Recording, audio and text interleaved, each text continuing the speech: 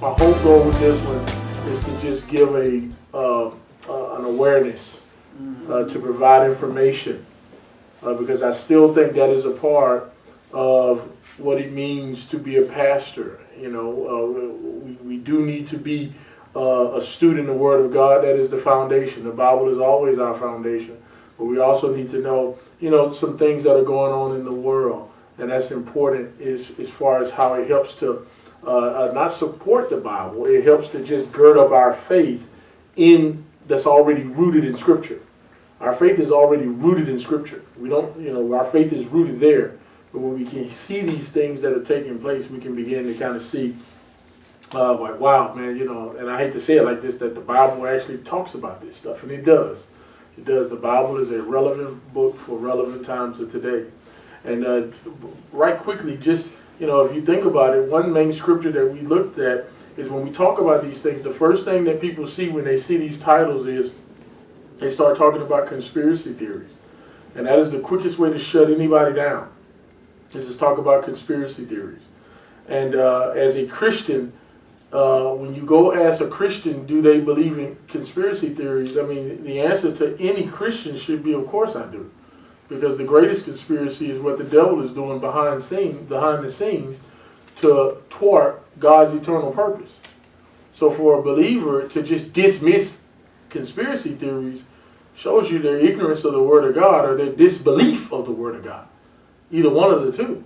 Because the Bible talks about this very, very easily. In Ephesians chapter 6, verse 12, it talks about that we wrestle not against flesh and blood, but against principalities and powers, spiritual forces and heavenly places. It talks about this. It says we wrestle not against flesh and blood, but there's a spiritual a force that we are wrestling against. That's behind the scenes. In 2 Corinthians, in Ephesians chapter 2, it talks about that before we were saved, we were following the prince and power of the air that works in the children of disobedience. Think about that. That it calls Satan the prince and power of the air. Satan is the prince and power of the air. The air. What does that mean? That's what we hear, how we perceive. All of that is being dominated and influenced by Satan, by dark forces. That's what the scripture talks about. And it says that spirit works in the children of disobedience. It works, so it doesn't discriminate. Any child of disobedience, any unsaved person operates under the prince and power of the air. You see? And then over in 2 Corinthians chapter 4, Paul calls Satan the god of this world, has blinded the minds lest they believe the glorious light of the gospel. So it says the god of this world has blinded the minds of unbelievers so that they will not believe the glorious light of the gospel. Notice it says the god of this world has done that. So you just say, no, people just don't believe. You're not making a convincing argument. No, the scripture says the god of this world has blinded. Blinded. Either we believe that or we don't. That's a conspiracy. Do y'all see that? If I was to come and tell you the reason why you don't believe it, because Satan is blinding you. What? Man, come on. That's a conspiracy. Because you'll just say, oh, no, I'm just not believing because you didn't make a convincing argument. No, Satan's blinding you. He's blinded you to the truth. You see that? Also, in 1 Peter chapter 5, Peter calls the devil a roaring lion seeking whom he may devour. He says, our adversary, the devil, is like a roaring lion seeking whom he may devour. So notice there's an adversary behind the scenes seeking out people to devour. You see, 1 John chapter 5, verse 19. What does 1 John chapter 5, verse 19 say? It calls Satan the god of this world. It says the whole world, somebody straighten that out, the whole world lieth in the hands of the wicked one.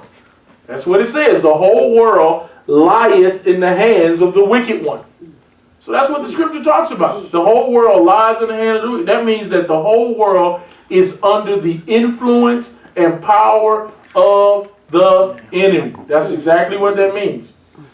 Okay? Don't let that distract us. If it doesn't work, we'll just, you should come to church. I mean, honestly, there's nothing we can do about it. I mean, we'll try to get it the best we can because we want it to work for the people who watch us on Facebook. But, it's no guarantee the little bracket on the phone thing is broken. It broke on Sunday. So it won't hold the phone. But either way it go, we got it on YouTube. So we'll be able to get it on YouTube. But I want you to hear this because I don't want you to miss this part. Because I'm trying to move quickly in this so you can hear this part here so you can understand it. So in 1 John chapter 5, John calls it, the whole world lieth in the hands of the wicked one. Okay? And then if that doesn't help things out, listen to what Jesus says. Jesus, in 3 places in John, calls the devil the prince of this world. The prince, that word prince in the Greek is the ruler of this world. Jesus, God in the flesh, calls the devil the ruler of this world. So any way you spin it, the Bible supports conspiracy. Because Satan is working behind the scenes, orchestrating things in order to bring about his desired plans and to thwart God's eternal purpose. That's going on behind the scenes. And it is amazing when you talk to believers about these things, the first thing they do is dismiss it ignorantly. You can't do that nowadays. This is not before. Maybe okay, you could have been like whatever. And I'm not talking about just silly conspiracy theories, silly ones. Just ridiculous ones. There's no credibility to that. That's somebody's weird dream or somebody got some dream that they have. We're not talking about something foolish like that. But we're talking about credible, what they call conspiracy theories. Like, you can't call the information that's out there about the COVID-19, the vaccine, a conspiracy theory, and you have hundreds, thousands of doctors across the globe sounding the alarm. All of them are in conspiracy theories. All of them these are educated people who spent a decade almost in school, some of them throwing away their career in order to say what they're saying. And you think it's just, they're just conspiracy theories. Come on, these are credible. When people tell you that there's groups like the Bilderbergs or the World Economic Forum or there's something called the Great Reset that they're trying to do after COVID. Oh, come on, that's a conspiracy. And I'm showing you a book named after it. And it's written by the founder and the executive director of the World Economic Forum. He's the one that runs it. He's not trying to hide it. He's telling you exactly what it is. So if we say, no, that's not happening, well then that just shows our level of ignorance. We cannot be like that in today's society because there is a meta conspiracy going on behind the scenes where supernatural forces control, dictate, and influence the events of the world. And that's important, guys. We have God's eternal purpose, and then behind the scenes, we have the enemy working to create his plan. So remember, if you're having trouble dealing with conspiracy theories, typically it's because we just don't have a level of knowledge about what's going on. Ignorance is the main, that is the main lifeblood of conspiracy theories. And I'm convinced that the more you know, Lindsay was reminding me of that scripture in Hosea 4:6, for my people are destroyed for lack of knowledge. Now we know in that sense God is talking about knowledge of the law, knowledge of his commandments, knowledge of the Mosaic law, because remember, that's Hosea. He's talking to the Jewish people. But we can look at that statement across the board that people are destroyed for lack of knowledge. And I was telling Lindsay today, in order to find some of these things, it takes a lot of research.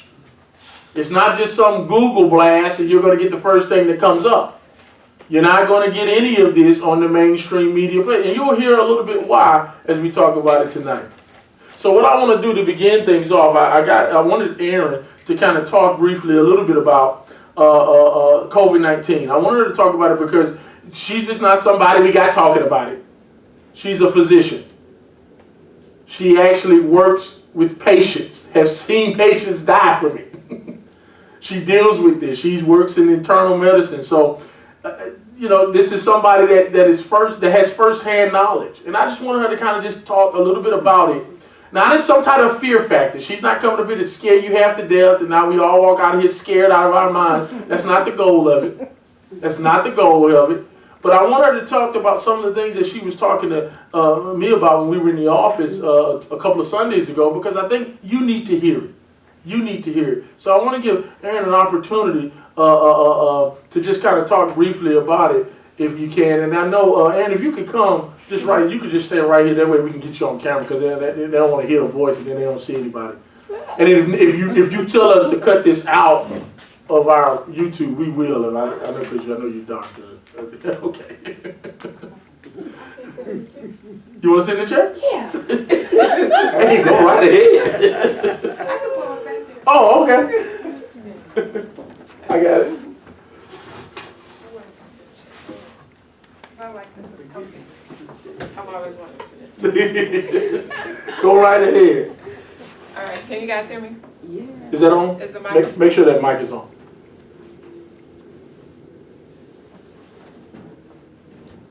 All right. It's on There it is. now? I heard it. Okay, so I guess when I was thinking about what I wanted to talk about, I was thinking I probably would start off with the actual, what the coronavirus is, and then kind of my experience with it. So the coronavirus is a type of virus that runs in the same family as the cold virus, the virus that causes the common cold. But it is different in a sense where it causes inflammation over the body. So when they actually started studying it at the beginning, when it actually came out, they call it what's called an inflammasome.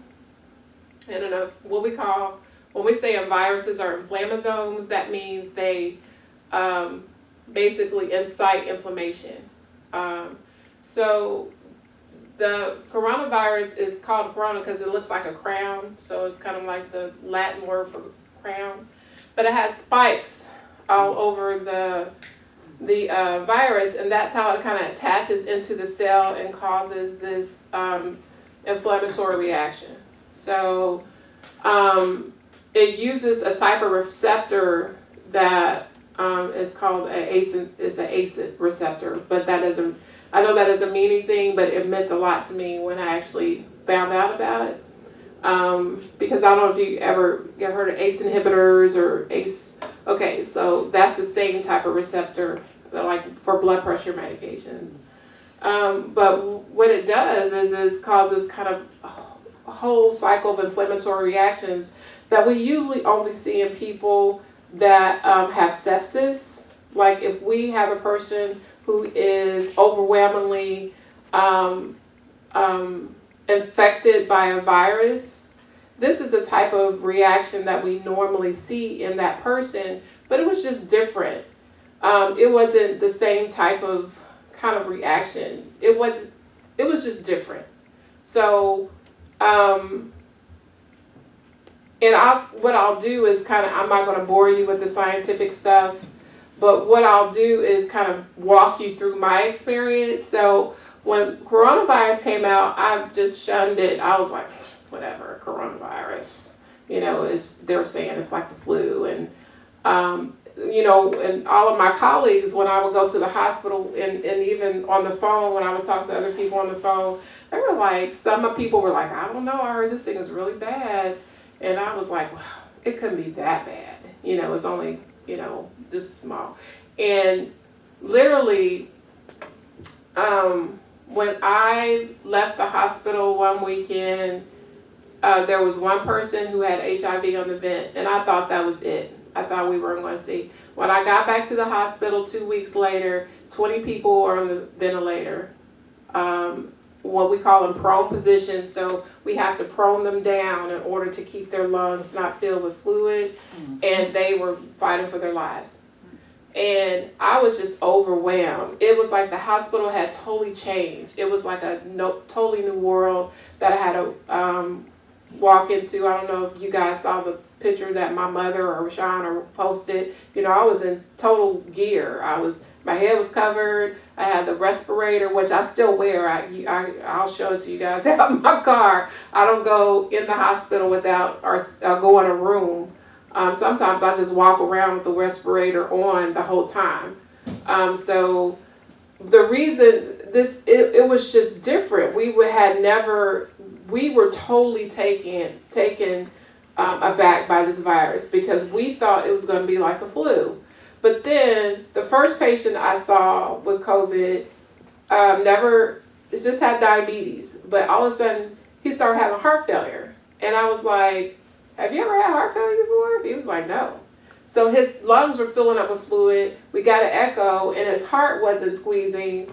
Then I started hearing people, this guy had a heart attack, and this guy went on, had this person, they got on the vent, the kidney started failing. So then, I don't know if you guys have heard, like dialysis, we can find dialysis machines. The reason why is people's kidneys were failing, and the reason, it was all because of the same reason. And then we started seeing what we call COVID toes and COVID fingers, where you would get blood clots at the end part of your arteries, and your fingers would fall off and your toes would fall off. So they would basically become ischemic, and you would get, COVID toes and fingers.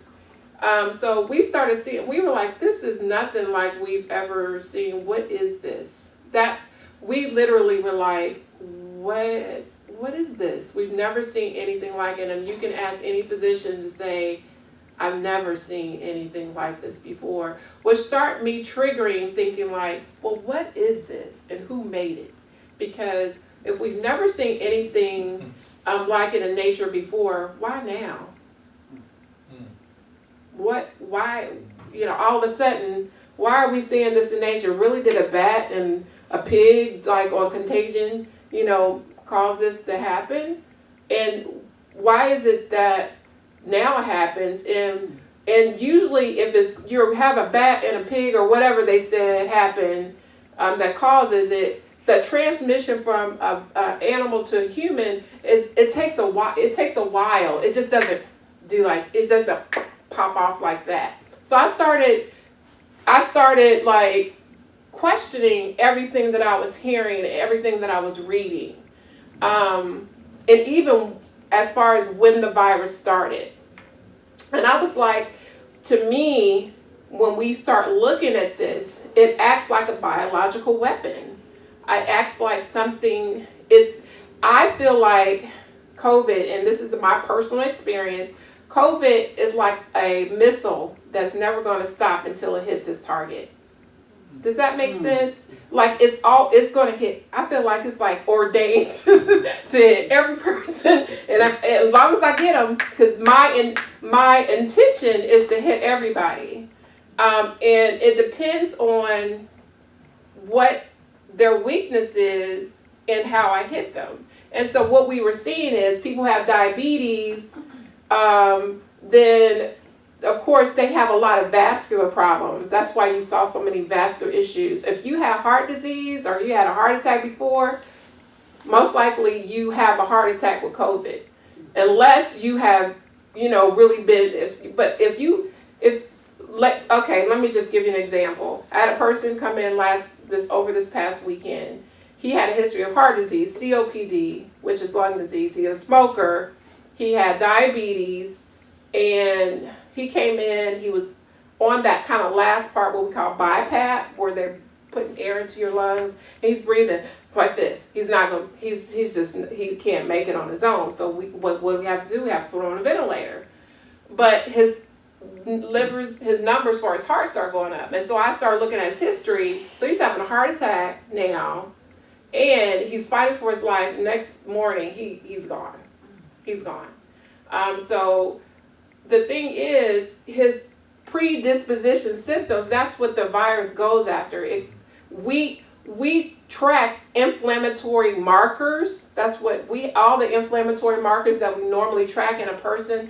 That's how we see if this person is getting better or not. It's not necessarily, it's the steroids that actually help them get better because it's decreasing the inflammation in their body. But once it kind of takes over, it takes over, and there's not a lot. Honestly, we just like, there's not a lot you can do. We're better at trying to catch it, and get people, treated the way they need to be treated, but it's after it takes over, it goes for it. And so that's the difference between flu and, whatever virus and Ebola, and there hasn't been anything that we've seen. Ebola, yeah, it was deadly, but it didn't spread like this. I just want to let you guys know, it is an inflammatory virus. It goes after things. It goes after weak parts. And so, and it's very vascular. So there's a lot of emboli that happen blood clots in your vessels that it kind of clots off. That's why people have heart attacks. That's why if you heard, and I don't want to take too long, how much long time is it? Okay. If you've heard of like young people dying early on, she was 21, she died of COVID. I would always ask, what does she have? Did she have diabetes? And most likely because they would put that picture out like COVID was killing, just anybody, just randomly. And then this young guy who was, he was a young black guy, 20 something, and he died of COVID. But then when I looked at his medical history, diabetic, young, probably ate at McDonald's every day, probably, it's just, I was in this person who was 21 who died in hospital.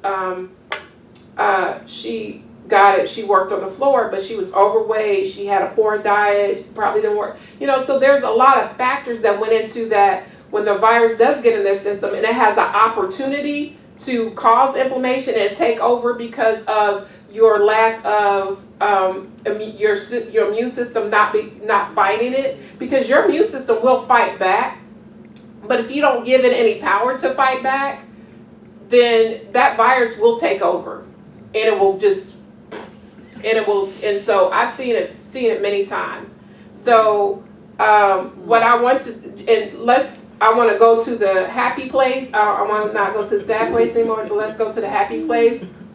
What I do see is a lot of people. I had a 80-year-old friend. She was COVID positive but never knew it. And the reason why is she takes vitamin D every day. She takes zinc every day. She exercises. She stays in shape. She eats well. She said they wanted convalescent plasma, which means she was COVID positive, and she's giving blood to people in order. It's kind of like they're giving them antibodies to help them fight off the virus. So we give them we call convalescent plasma. She didn't have it. She had no symptoms, and so what I tell my patients is there is a way to fight off the virus without getting to the point of you having to be on a respirator. And because the people honestly that I see that are like that we see trends. Doctors watch trends. We look at trends, and I see their history. I see whatever's going on with them. All of them did not take care of themselves, or they had chronic disease, or something was, it wasn't just COVID came out and it's this perfectly healthy person and then, and overtook them. It wasn't like that. It's not like that. What it is people who are not healthy or not taking care of themselves or letting their blood sugars are 300, or that, you understand what I'm saying? Yeah. So you guys get the picture? Yeah. So, but I'm telling people, take your vitamin D, get some exercise, take zinc, take high dose vitamin C, and green tea is great against all that inflammatory. Elderberry. This is not just like hoodoo medicine, it's not like hippie medicine, like you know what I'm saying? Because this is like proven stuff that was put out in the beginning. And the reason why I know it is because when we admit people to the hospital now what do we give them? It took a while for them to get on board, but I was telling my patients this early on. Take high dose vitamin C, take resveratrol, take take things that are the turmeric. Take drink a lot of green tea. Get a lot of vitamin D, 5,000 units. The reason why I know this is true is because now they're getting on board and saying, when you admit a patient, what do? We put them on steroids, we put them on remdesivir if they need it, which is an antiviral medication. But high dose vitamin D, high dose vitamin C, and high dose zinc is what all of them get. And I was like, well, we could have been doing this a long time ago in the States. So I really think it is the healthy part of keeping yourself healthy and not succumbing to the virus. So. Good information. Anything else you want to know? No, that's good. Yeah. I mean, use it again. Okay. Thanks for the appetite. Take time. Yeah. But you have to ask yourself this question. Have you heard it like that on the news? No. You see what I mean? Have you heard it like that? No, it's just all just ridiculous doom and gloom and everything else. And again, we talked about this on that Sunday. We're dealing with a very highly contagious virus. Highly contagious. And that's how it should be reported to people. It's highly contagious. So of course you need to take precautions in that nature. But that's not how it's presented. It's presented, you step outside, you're going to die. And that becomes the problem. And that becomes a narrative spin. And the reason why I wanted to talk about the virus first, because it is the main catalyst for the book, The Great Reset. The name of the book is COVID-19, The Great Reset. And I hope you heard something else that Dr. Erin talked about. And she's just not one doctor. Multiple, thousands of doctors say they've never seen this before. And these are doctors. Of course they've seen flu, they've seen pneumonia, they've seen people sick before. But when you got doctors saying, one doctor testified before the Senate, and he was almost in tears. He says, we've never seen anything like this. He said, we've never seen anything, which lets us know this is something different. This isn't something that is just nature caused. No, this is created for a specific purpose unto a specific goal. And I go back to what I said at the beginning. We wrestle not against flesh and blood. Okay. And plagues are one of the things that are going to be characterized in the tribulation. Now let me give you this. I think I'm going to start here because I want to give you these things here. And thank you, Erin. Thank you for that information. And if you guys have any questions for Erin, just ask her. She'll give you some, because she's seeing these patients. And she gave me and Lindsay a list of vitamin things that we want to do. And think about it, vitamin D, some of these things you get from the sun, and those things, and if they keep you locked inside all day, you can't go anywhere, you can't get any fresh air, people are afraid to go outside.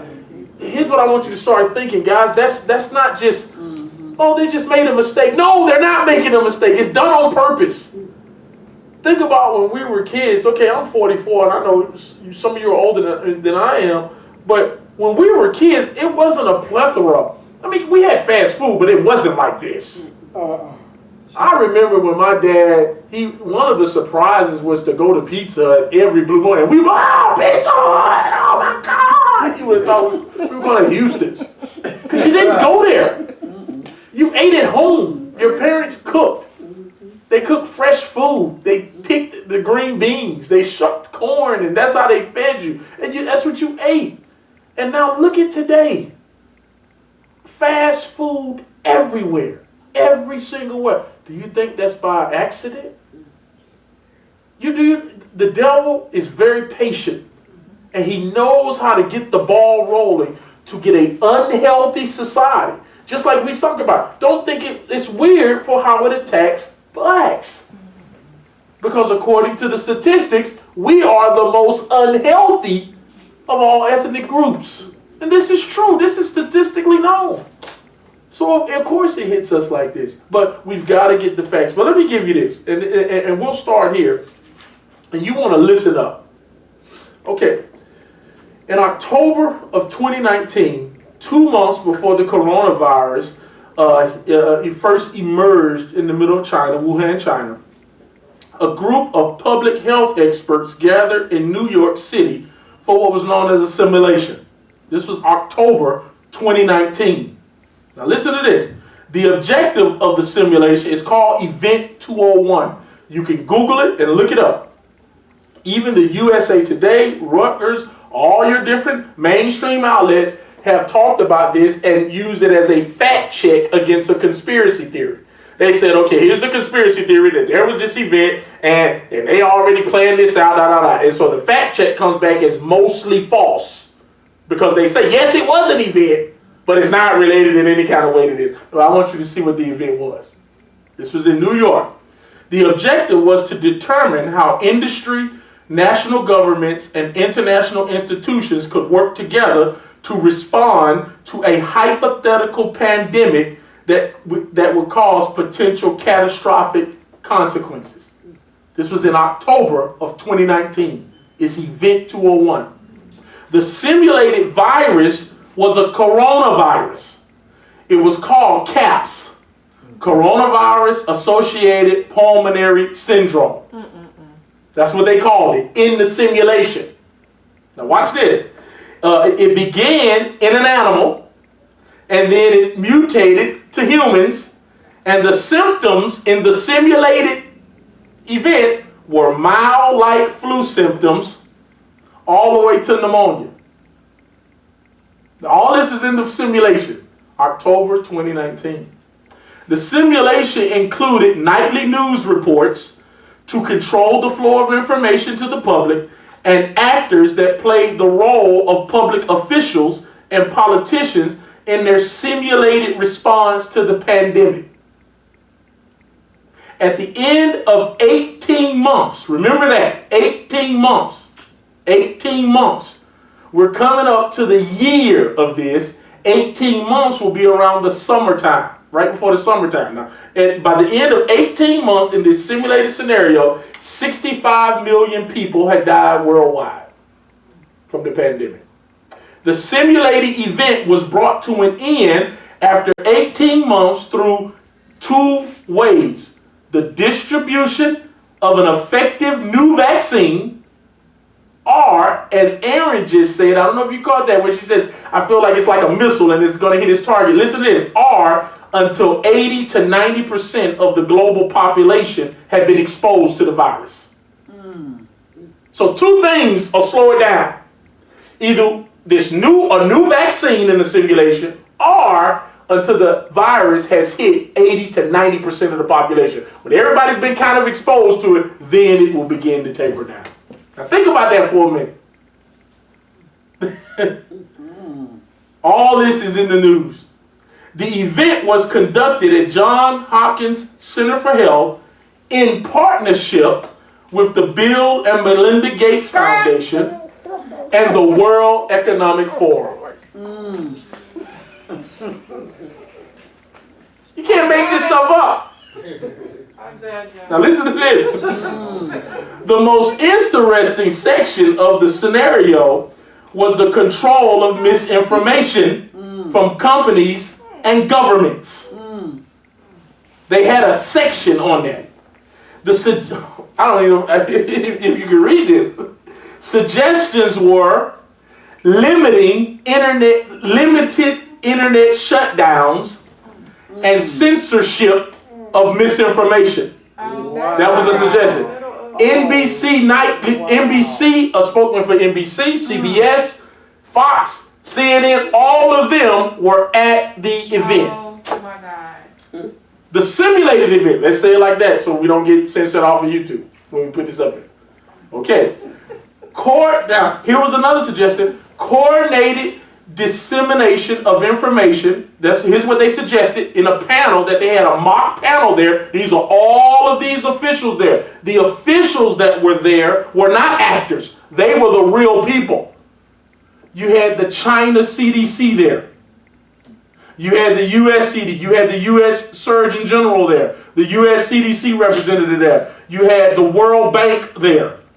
Oh, my Are you following me? You had top health officials, news officials, top hotel chain people, Lufthansa Airlines, United Airlines. The airline industry was there.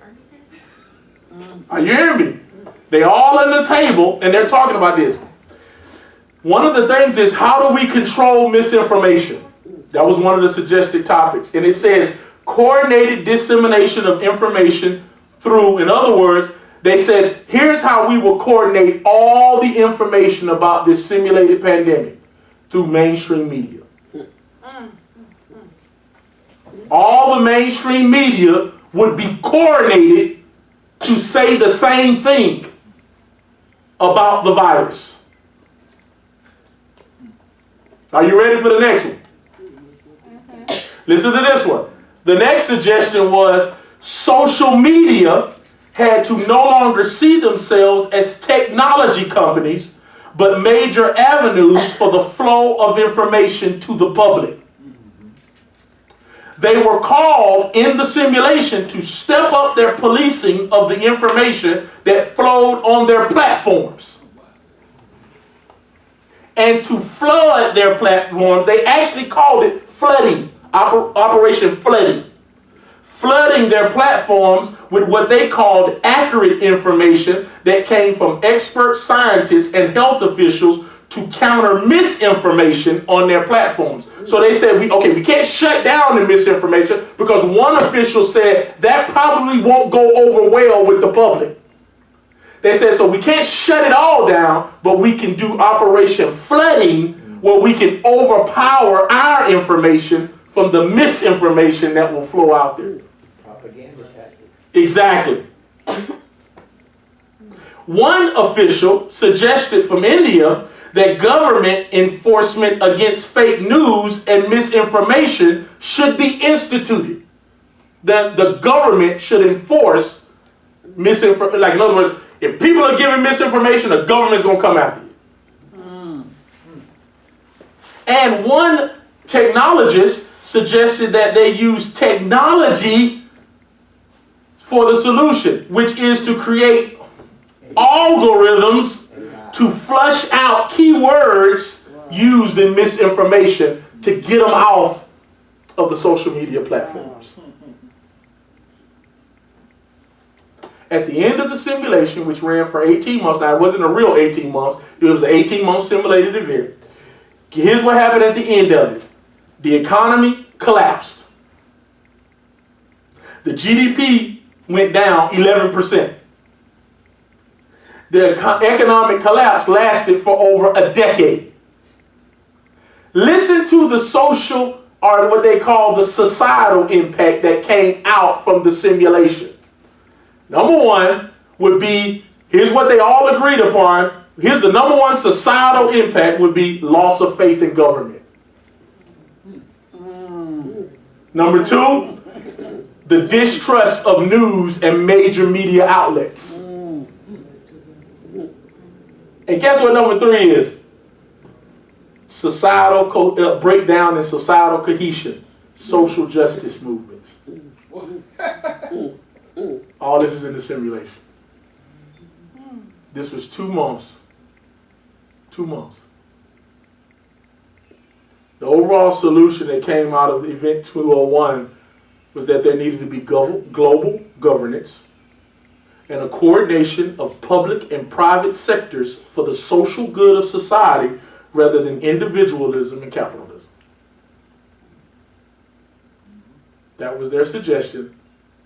And this happened 2 months before the first case of coronavirus was reported. Wow. Now, you say that's conspiracy theory. Well, you can go look this up yourself. And if you don't believe me, they have what's known on the event page. They have what's known as a highlight reel, where you can watch all the major highlights from the event. And you can see the actors. They have an acting doctor, a guy, he's from Africa, he's acting like a doctor, and he's talking about the vaccine. You have another lady who's acting like they call the news, GNN News, Global Network News, and they're giving reports, nightly reports. Guys, we have to wake up and see what's going on. And it's a reason why this event is called, like it is, COVID-19, the Great Reset. Let me give you some other things. Now look at this. Did anybody know about that? No. Sitting on that. Now, let me give you a couple of things here, because you don't want to hear this. Let me give you a little bit of this. In Japan, the suicides in 1 month totaled the number of COVID deaths that they had all year. Really? In Japan. That's from the lockdowns. And also because medical care has decreased dramatically since the onslaught of COVID-19, particularly cancer diagnosis. Because doctors, you heard what Aaron talked about, they're consumed with this. So they don't have time to get to the regular things. Did you know in 2020, heart disease dropped like a rock? Nobody got it harder. You believe that? That's the #1 killer, according to the CDC. It has always been. Cancers was down. The seasonal flu was absolutely almost, like Aaron put a hand up. The seasonal flu was like 0. Nobody got the flu this year. Nobody got the flu in 2020. Nobody. Nobody got it. Go look at the numbers. Get your head out of the sand and look at these numbers, guys. Half of the businesses that closed were owned by African Americans. Half.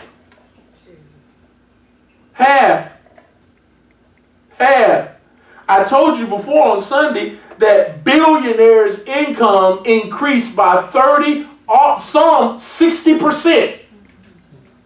Bill Gates at the beginning of the pandemic was worth about $65 billion. That's a lot of money. Now he's worth about $140 billion.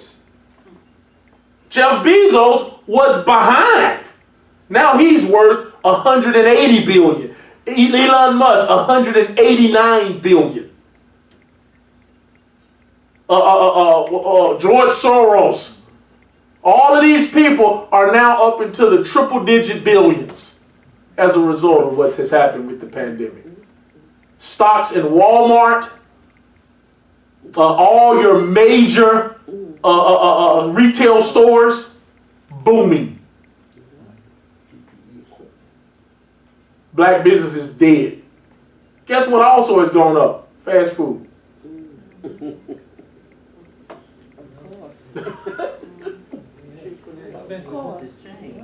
Listen to this, guys. Also, the American Family Association, they put out this for 2020. Projections show that there will be 300 to 500,000 less babies being born from 2020. Remember we all said, oh man, it's going to be baby making. Absolutely, it wasn't. They said the stress and fear of most people was they didn't even want to bring a baby into this world. 300 to 500,000 less babies. That was in the Wall Street Journal. Listen to this, guys. This year, they added, well, it's not really added because it's always been there, but now they're using it in nursing homes, which is they've allowed now doctors to use a new cause of death. It's not really a new cause of death, but it's now they can put on the death certificate, failure to thrive. You ever heard of that? Failure to thrive. This is when the patient, especially in your elderly patients, they just lose the will to go on. Want to know why? Because they're stuck in a prison. They can't even see anybody. And anybody will tell you, when you can't go visit your loved one in these homes, the care of them plummets.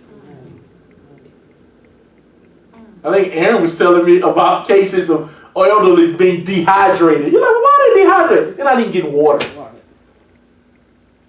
Bed sores. People don't care because you want to know it takes the family to stay up on the thing. Hey, you're not doing this. You're not doing that. That's right. You can't go see mom.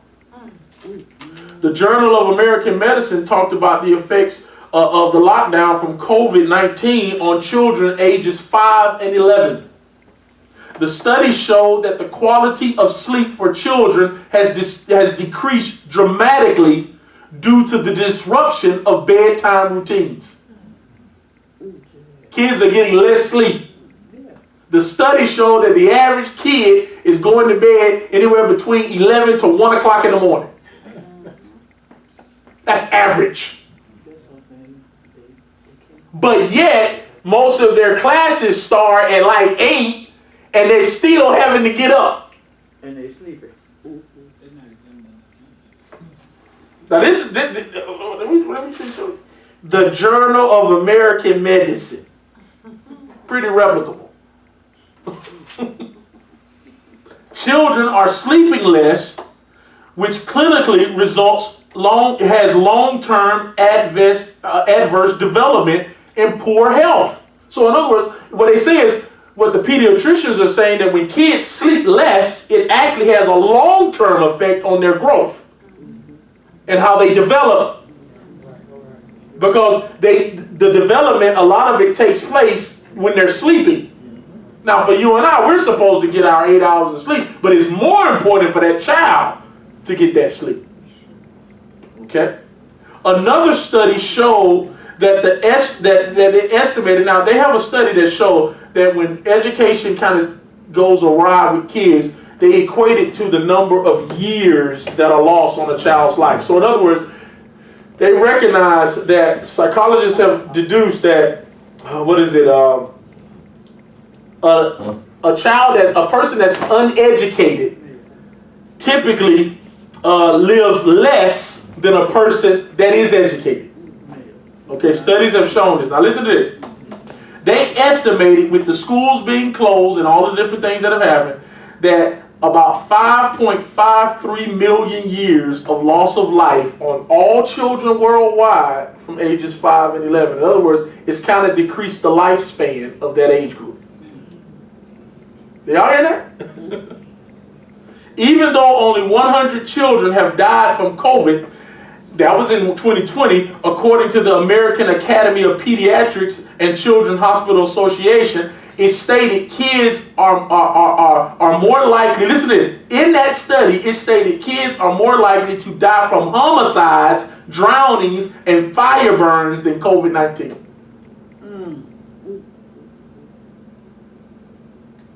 Also, child abuse has went up 250%. Child abuse. Yet schools have remained closed, and even though in November Dr. Fauci admitted that they were wrong about children. And here's what he admitted: that children do not spread COVID-19 to adults. They were wrong. He admitted it. He said, we were wrong. Now the reporter should have said, were you wrong, or wasn't they saying that back in May? I think the Pediatrics Association came out and said it, that hey man, the data's not showing that the kids are not doing that. Well, we gotta do it. Now follow this, guys. However, 60% of children in online public education are failing. That's the numbers. 60% failing. And they're failing in the most critical education years, and me and Lindsay talks about this all the time, which is 3rd grade through 5th grade. Those are the critical years.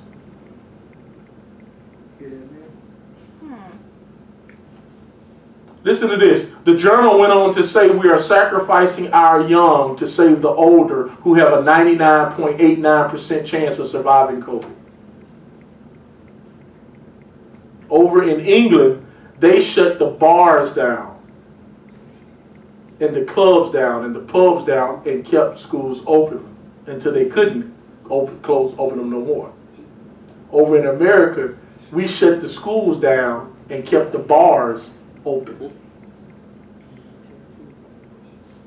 Think about that. America shows you what they care about, what they think is more important. I want y'all to hear this. In fact, this was a study that was also done in the Wall Street Journal. It showed that liquor stores never closed during the pandemic. Never.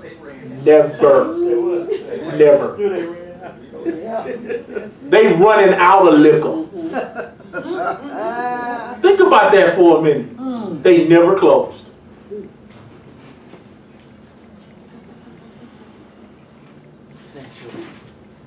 Guys,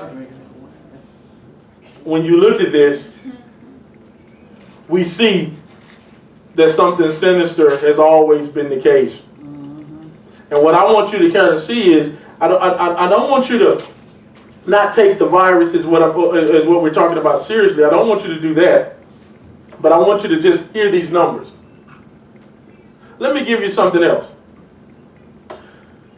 There was something called the Bitterman Report, or Biderman Report. It was released back in 1956 in the New York Journal of Medicine, and it detailed the Communist Manifesto known as the Chart of Coercion. This is what the Communist Party would do to soldiers when they were captured. Remember John McCain? He was captured. Remember, these are the tactics that they would use to brainwash and condition soldiers. You ready? The first thing is called isolation. Now, when they ran this, they did a comparison to the COVID-19 lockdown and restrictions.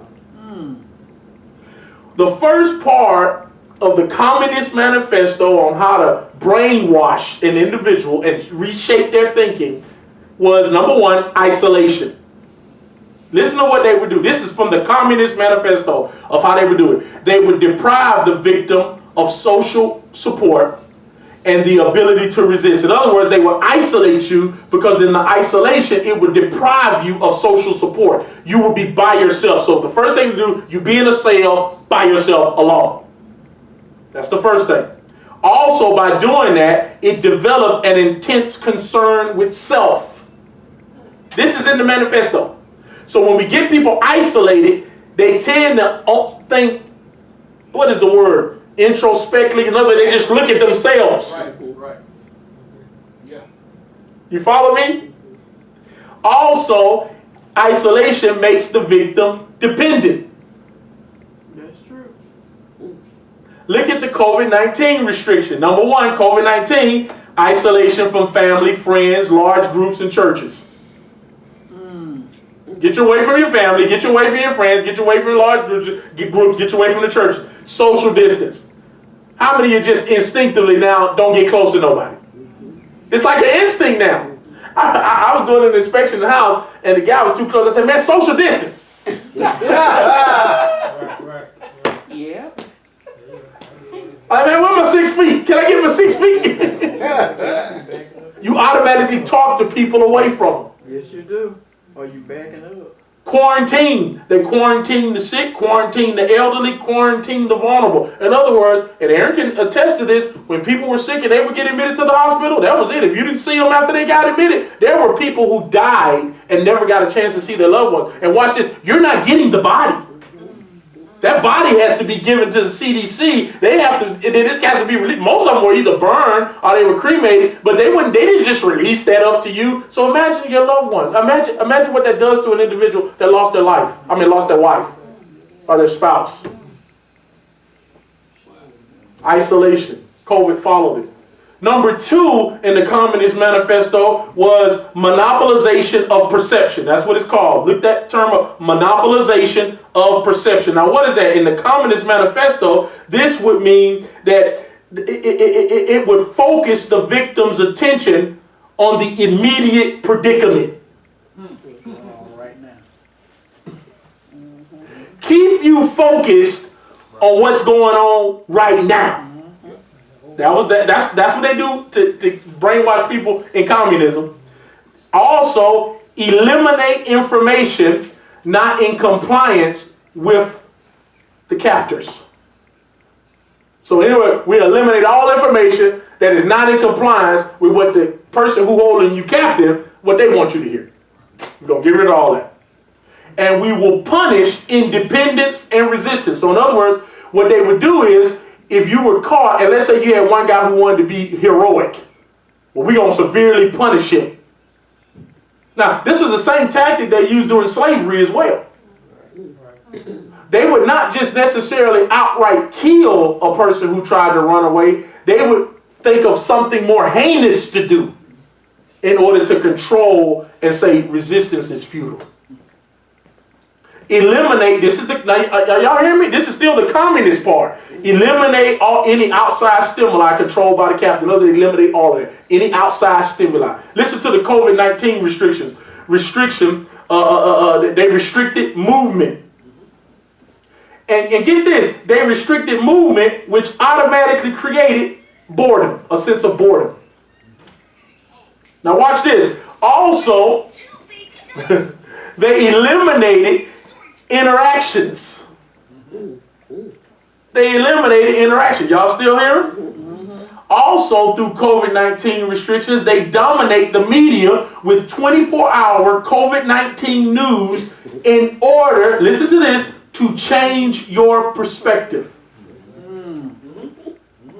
While censoring any opposing information about COVID, or they would call it misinformation or conspiracy theory. That's what COVID did. You only need to hear what we telling you. If you hear anybody else, okay, how many of y'all have seen any of those videos that those doctors made who were opposing things? Where are they now? Gone. Absolutely gone. That's what they do. Okay, we're seeing it already. Just now, because they're using the word incite an insurrection. Incite. Do you know the word incite is a subjective word? Do y'all know that? Do you know the word incite is a subjective word? It's subjective. Because what may incite you to do something, Elder Linda, may not incite Sean to do it. That's subjective. But because they're using the word incite, anything that comes remotely close to look like it can be considered as inciting, we can eliminate it. We can shut it down. The New York Bar Association is trying to disbar Rudy Giuliani. Disbar him. Who's that? Anybody on the Trump that worked for the Trump administration is on the no-fly zone list. They can't fly. Really? Why? They weren't even there. You work with them. Mayor de Blasio came out today, stated that they may break all ties with President Trump in New York. Wait for that. That's what you call shutting it down. But COVID-19, you can't say anything against this virus. Nothing. Look at number 3, guys. This is the Communist Manifesto. This is what they do to soldiers. Induces exhaustion. Now that's interesting. What does that do? It weakens the mental and physical ability to resist. Or to think contrary to what you're being told. In other words, they just exhaust you to the point where you're just like, man, I'm sick of this. I'm so tired of this. Do you know that is a political strategy in elections? Do you know that it is a strategy to dominate and flood your television, your phone with ads because they exhaust you. They boom, you're tired. You're just sick of it. And at that point, oh, don't miss it. You don't think straight. You don't care who you vote for. You don't care who wins. Just put anybody in there. And that's exactly what they want. Because guess what you'll end up voting for? The one that quickly comes to your mind. Get them on the TV. That's a part of the strategy. Exhaustion is induced by now here's how they create the exhaustion. How do you make a person exhausted? By creating tension and fear. Yeah. I'm not scared of those people. Listen to this. COVID-19. What were they telling us to do? Stay indoors, because if you go outside, you'll die. Media is dominated by the number of cases and the number of deaths. That creates fear. They always make sure that's running on the side. Boom, breaking news. The U.S. has had more cases today than they've ever had. You should be expecting, okay, we're going to get that tomorrow. And the next day. And the next day. Why is this breaking news now? Number of deaths continually run. Close gyms. Close all indoor recreation. Do you know in California, if they were finding people who were on the beach without a mask on, in the water. Also, the mask mandates increase exhaustion. Watch this, guys. COVID-19. No change in scenery. Now you don't think about this. No change in scenery. You working from home, so you have it, and you looking at the same wall every single day, the same person. Pretty soon, man, you started off waking up now, man. You signing on to the computer and some jogging pants and a shirt, man. I mean, you don't even exactly. You're exhausted now. Now we got you. We got you. We got you. I was telling Lizzie this. How many see kids outside playing? Don't even see them. Think about that for a minute, guys. That's COVID-19. Listen, number 4, threats. Here's the fourth part of what they do in this Communist Manifesto, threats. What does that do? It creates and cultivates and increases anxiety and despair. How do they do that? By continually outlining to you, don't miss this, Aaron, the cost of non-compliance.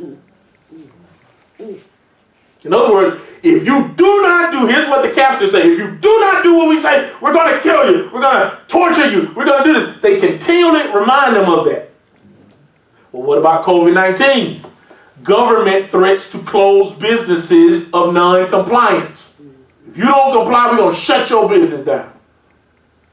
Continually reports the consequences of not complying to COVID-19 restrictions. If you don't comply to these restrictions, here's what's going to happen.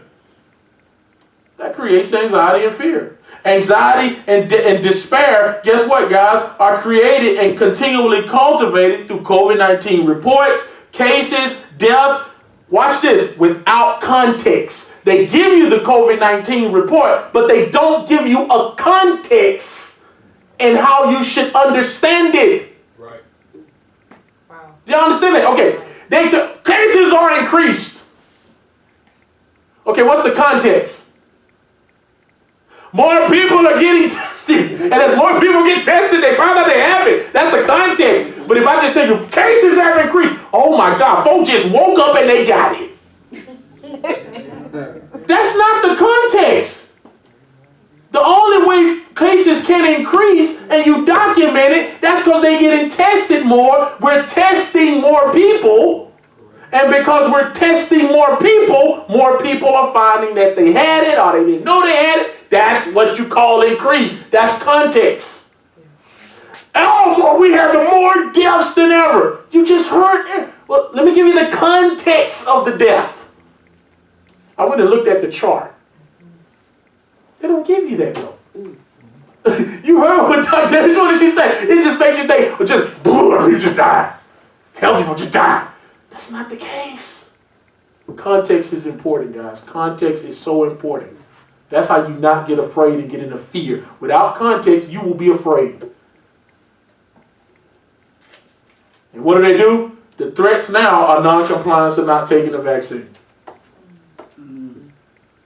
Listen to this one, then I'm going to be done. We'll wrap it up. Then we'll have to do another part of the COVID part before we get to the book, because I have to give you I wanted to get to the first part of the reset, which is called the macro reset, which is changing how you see the world. That's in his book. And he gives 3 factors of how they're going to reset how you think about the world. And it's absolutely amazing. But we won't have time to get to that tonight because I want to give you these. Number 5, listen to this. This is a part of the Communist Manifesto, Mom, and what they do to prisoners. Occasional indulgences. What is that? They periodically provide positive motivation for compliance. So when you do comply, there's something positive we do every now and then. That's what these captors, these communist captors will do. Guess what they also do? Look, they help to make sure that the captive doesn't, because see, the reason why they do the positive, because they don't want you to adjust to deprivation. So in other words, they don't want you to adjust to your situation. They want to always keep you on the edge. So they give you something, they create what's known as a false hope for change. That false hope for change is coming, which creates and cultivates more anxiety and now uncertainty. Because they tell you, oh, change is coming. See, that's what we all believe. Now that we got a new administration, change is coming. Is it? No. We need to go bigger where we already been. What about COVID-19? How does it use that strategy? It allowed the reopening of some businesses. Remember the summertime? It just seemed like everything was kind of back to normal. Looked like people were walking and it was beautiful out there. Restaurants were open and places were going. That's what you call occasional indulgences. But here's what they also did with the COVID. They may have opened businesses, but they always told you their capacity limits, social distance, and masks. In other words, they wanted to keep you in line with that virus. Now, you may be out walking, but you know that virus is still out there. This is, like we said, they would also they would do some positive news stories every now and then to cultivate false hope.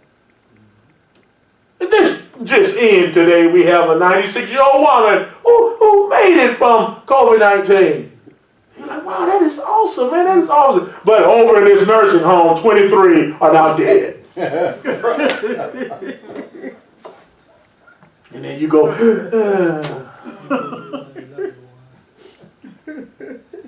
Also, you do occasional indulgences by promoting the vaccine as the savior and the killer of the virus. Or, if we get the vaccine, things will go back to normal. The 6th thing, and then this is this is coming up to the end of it.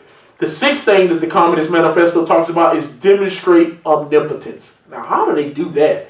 Here's what they do when they capture a person. They constantly remind the captor of who's in charge. I'm going to constantly remind you who's in charge. I'm going to make you know that it's futile to resist. What does the COVID-19 do? How did the COVID-19 act omnipotent? It was able to shut down the economy. Anybody notice that? It was almost like they just pressed the button. They just pressed the button and boom, the economy shut. What is that trying to show you? Who got the power? We got the power to shut you down just by our word. They closed all businesses that they deemed non-essential, causing millions to lose their jobs. What is they trying to show you? We control your job. True. You don't control your job. We control it. And at any given time, we can take it. We can shut it down. Create money out of nowhere and give you a portion meant to keep you coming back for more. We're going to never give you a lot. Like Rand Paul, he did the numbers. He said with the first stimulus package we did, if they had just gave all the 330 Americans that money, he said each American citizen could have got $50,000. He said, why y'all didn't do that? Oh, they ain't doing that. We give them 600. We give you 1,000. Meanwhile, Nancy Pelosi and Mitch McConnell combined net worth is $200 million.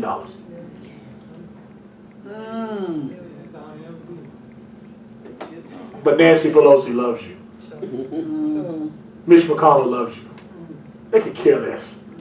They could care less about you. They got money to burn. Oh, they vandalized their house. Yeah, one of my 10. What do I care? They can't fix it.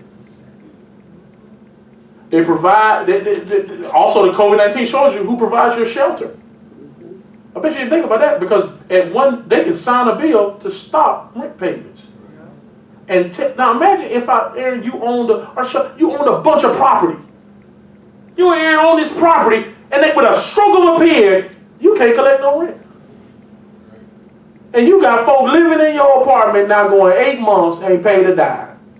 Now you still gotta pay your stuff. You sit up and like, what are we supposed to do? Nothing. Shut up. The government told you you can't take them and you can't kick them out.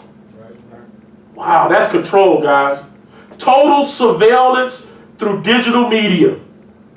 In other words, we're showing you we're omnipotent. How? Because we can surveil you through social media, ultimate control surrounding COVID-19. We can also exalt science and make science be the main people. You got to listen to the science. How many times did you hear that during the election? Listen to the scientists. Listen to the scientists. Listen to the scientists. Well, what if the scientists are wrong? They're not wrong. It's impossible for them to be wrong. Really? And then when it goes down to the last part, listen to this. These two last processes of the Communist Party. Degradation.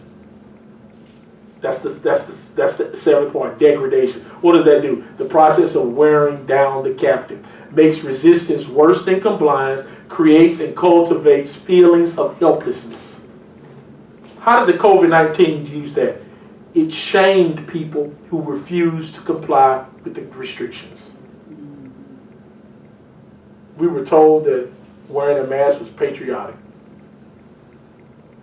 And we were told that if you didn't apply to things, you're going to get shamed. Businesses were shamed. Listen, tell people, this is amazing when I saw this one.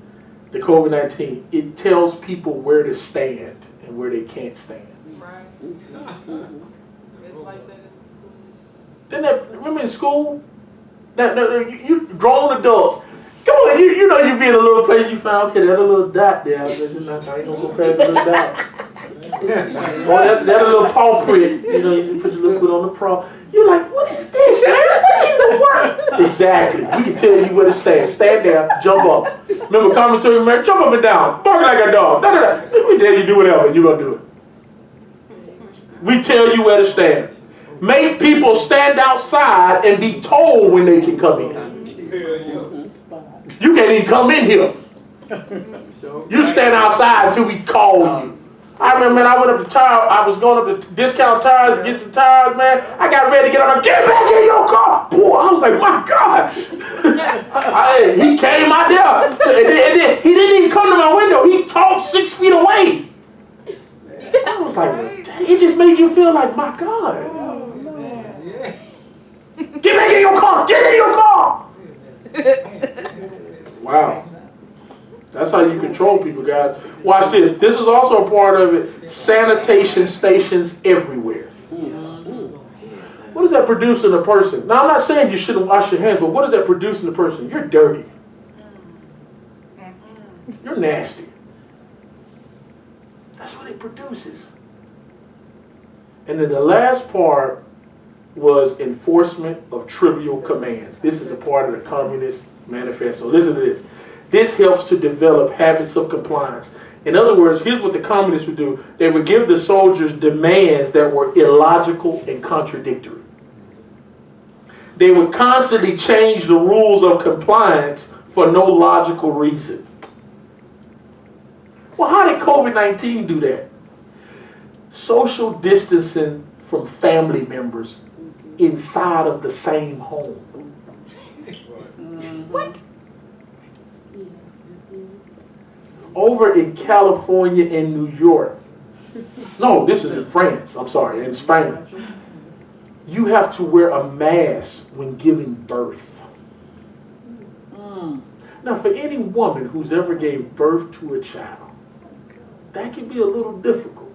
No, that's the truth. Doesn't make any sense, but you got to do that. Now, not mention that they're already in the hospital giving birth. I'm pretty sure they've been tested for COVID. But we can't take the chance because you can get it at the moment of giving birth. Maybe the baby comes out with it and you get it from the baby. Oh, wow. No, I'm just joking. That's not real. Also, going to the gym. What's the compliance there? You have to be masked up when you're at the gym. It's funny, man, when you see people running on a machine, man, full speed. And you ought to see them, because when I'm in Platinum Village, man, they be, every now and then they take them down.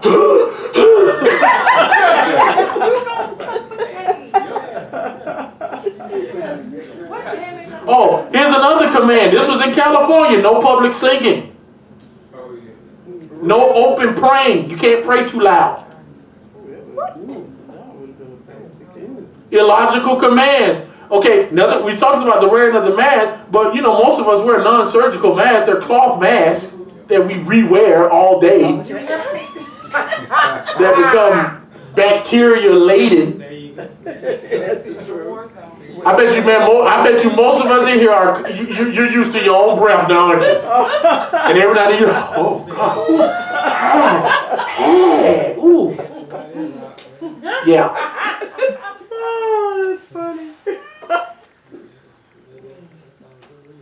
That's what's called illogical commands, because what it does is it produces the habit in you of just complying.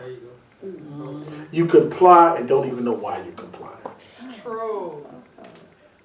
Guys, isn't that amazing when you see those things and you honestly think about this disease, this virus? Again, this is a real virus. Nobody's saying it's not. You heard from a doctor. We're not telling you that it's fake. And don't you dare get out of here and say that I'm telling you that it's fake. It's a real virus, and it is a contagious one. But guys, what they are doing out from it was absolutely planned. That's why some people don't call it a pandemic. They call it a plandemic. And I think after hearing the October 2019 event 201, I don't see how you can't think that this isn't planned. We have way more to say about this, because this is the catalyst that Klaus Schwab writes his book on to cause the Great Reset. It starts with this pandemic. And then out from there, that's how we get our economic reset, our societal reset, our geopolitical reset, our individual reset. But it first starts with that pandemic. That's the key. That is the launching